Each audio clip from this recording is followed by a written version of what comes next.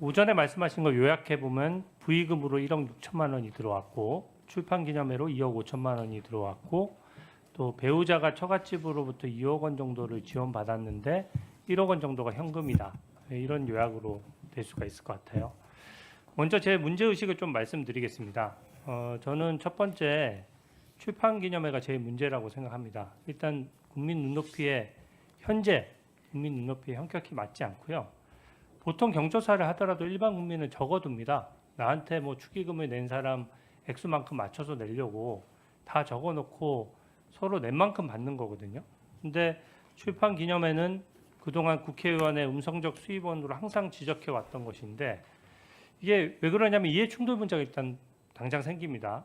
이게 수억 원대를 후원해 오셨던 강신성 씨 같은 분도 가깝다고는 하시지만 결과적으로 그분도 출판 기념회에 다녀갔어요. 국민 입장에서는 얼마를 줬겠느냐 하는 생각이 듭니다.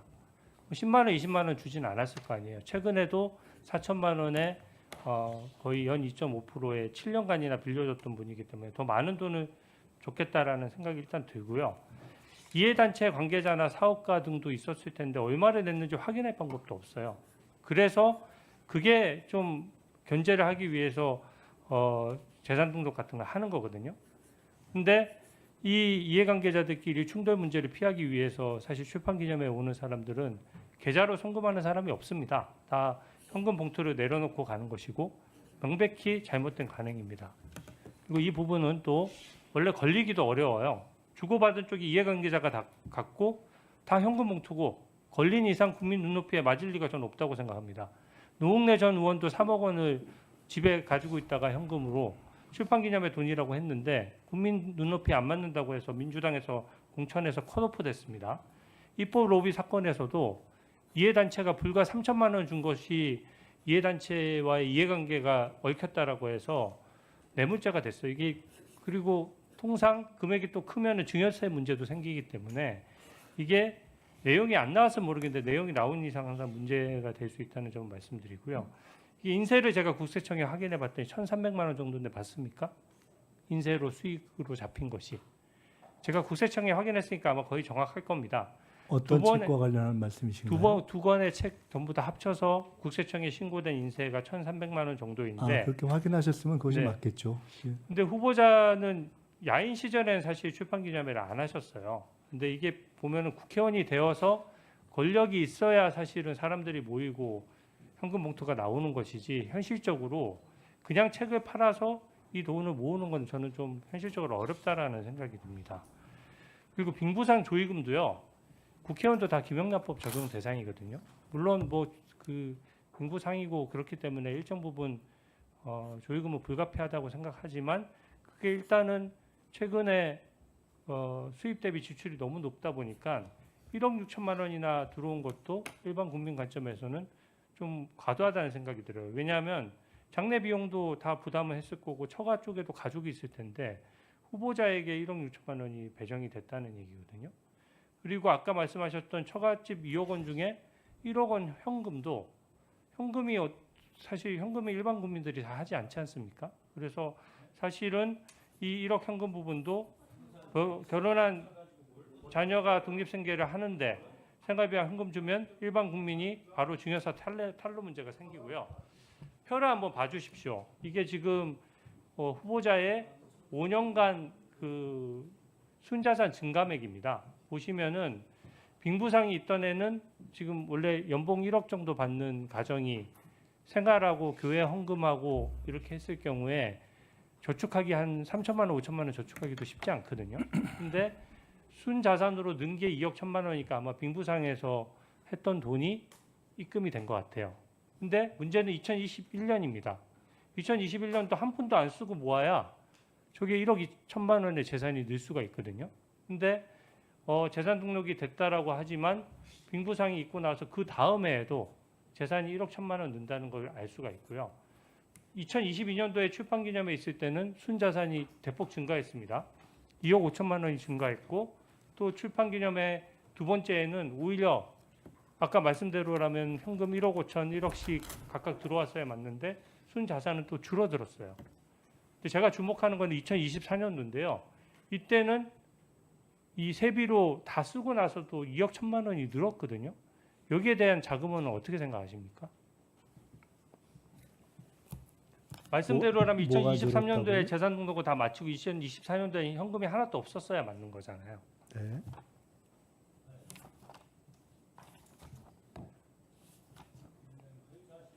나중에 정리해서 네네. 말씀해 주세요. 제가 말씀드리겠습니다. 예.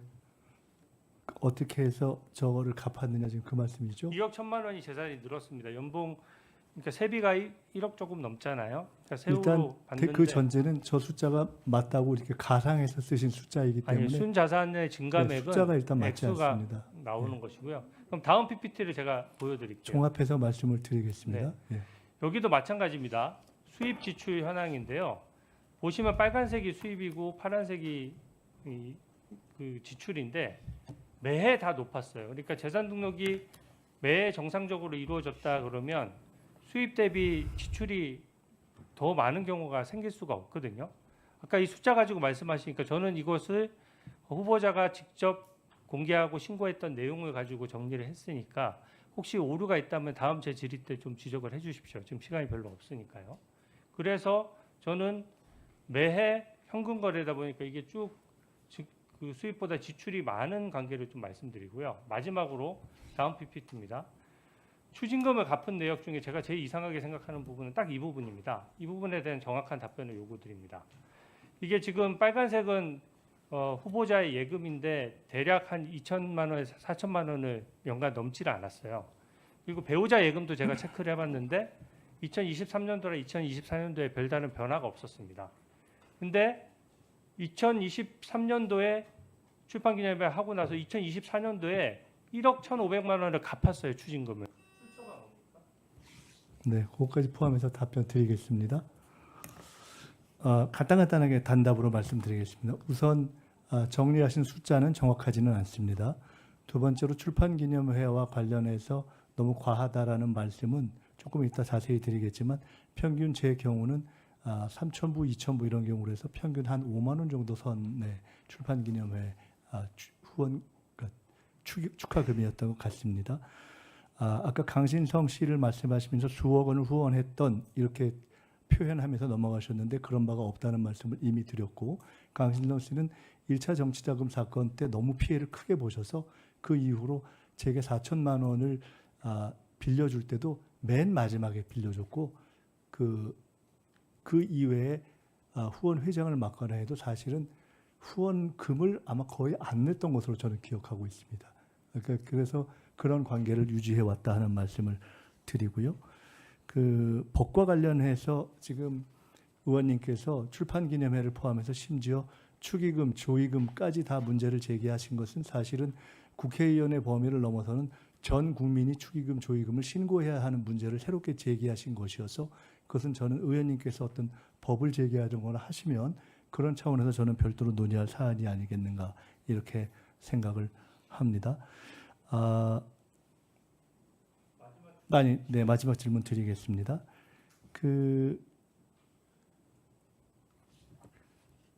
궁금하신 것이 앞서서 네, 이러저러한 것들을 혹은 출판기념회 혹은 축의금, 조의금으로 갖고 맨 마지막에 남아있던 1억 정도의 추징을 어떤 수입원으로 갚았느냐, 수입원이 없지 않느냐 이렇게 말씀 주신 것으로 이해합니다.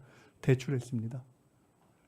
24년에 1월 31일 날 1억 8천을 대출해서 그중에 1억 정도로 추징금을 갚고 나머지 8천만 원은 그 해에 있었던 저희 선거 비용에 준비해서 썼고 그 선거가 끝난 연후에 선거 보전을 받아서 나머지를 다시 다 갚았습니다.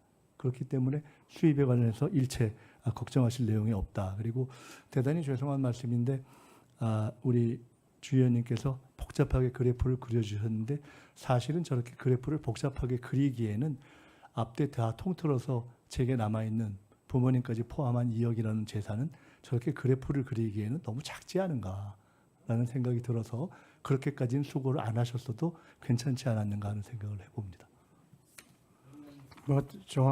잠깐만요. 네, 이 문제가 이제 계속 지적이 되고 있으니까 아까 수입 지출 그 맨 마지막 문제는 수입 부분, 네, 대출 부분에 대해서 예, 궁금해하셔서 그거는 마지막에 제가 이제 그 대출을 알려드리겠습니다. 추징금을 어떻게 갚았는지 네, 설명을 그렇게 하셨고 하겠습니다. 수입 지출은 나중에 확인해 달라니까 그렇게 확인을 다음 질의 전에 확인해 주시기 바랍니다. 예, 네, 의사진행 발언하세요. 예. 갑자기 노웅래 전 의원님의 자택에서 3억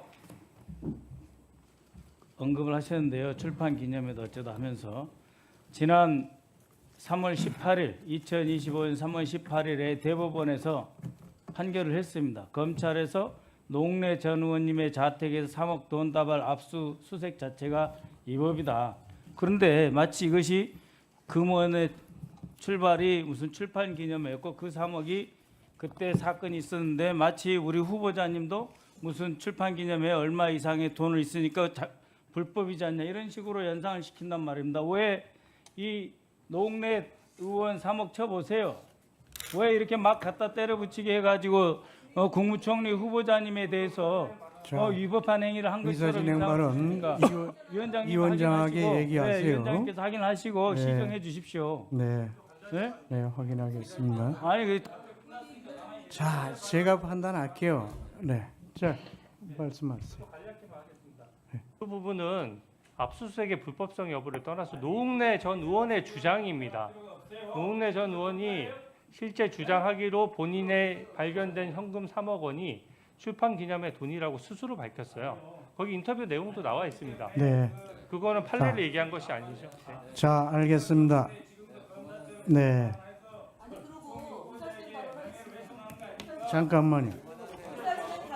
잠깐만요. 여기 두 분 요구해서 한 분 하셨으니까 예, 알았어요. 1분 했어요. 그럼 네, 말씀하세요. 지금 국무총리 후보자 인사청문회를 하는데요. 앞서 여러 의원들이 동일한 질문을 오전 질의 때 했고 그것을 소명했습니다. 그런데도 불구하고 지속적으로 후보자에 대한 또는 김희정 의원님 제가 의사진행 발언하고 있거든요. 다선 의원님, 중진 의원님, 초선 의원님하고 좀 다르시지 않습니까? 예, 좀 다르지 않습니까? 아까 의사진행 발언하세요. 막말 때문에 사과하신 박규택 의원님은 좀 가만히 의사 진행 발언하고 있어요. 법사위처럼 하지 마시고요. 국무총리 후보자 인사청문회 맞추어서 좀 해주세요. 법사위에서 하던 것처럼 여기서 마구 끼어들지 마시고요. 보기 민망합니다. 의사 진행 발언 중입니다. 의사 진행 발언 중이니까요. 좀 사과한 것이 잉크가 안 말랐다는 것은 항시 유념하시고 온 인사청문회 하시고 바랍니다. 자, 발언하세요. 그래서 지금 이후에도 이 인사청문회하고 관련 없는 사람들을 끌어들여서 명예를 훼손하고 그 사람은 그 얘기를 반론을 펼칠 수가 없습니다. 두 번째는 증인으로 채택되지 않고 참고인으로 채택되지 않은 사람들에 대한 명예훼손도 함부로 하면 안 된다고 저는 생각합니다. 사진 찍혔다고 죄가 되는 건 아닙니다. 그래서 합법적으로 또는 불법적인 일이었다 손치더라도 이미 법적으로 다 했다면 저는 그 부분에 대해서 인사청문회를 빙자해서 명예를 훼손하고 또는 과거의 직업에 근거한 그런 근성이 나오는 부분에 대해서는 삼가 서로 했었으면 하는 바람을 위원장님께 말씀을 드립니다. 노웅래 전 의원에 대한 앞서 야당 의원의 질의 내용은 매우 부적절했다는 점을 다시 한번 강조드립니다. 자, 질의를 계속하겠습니다.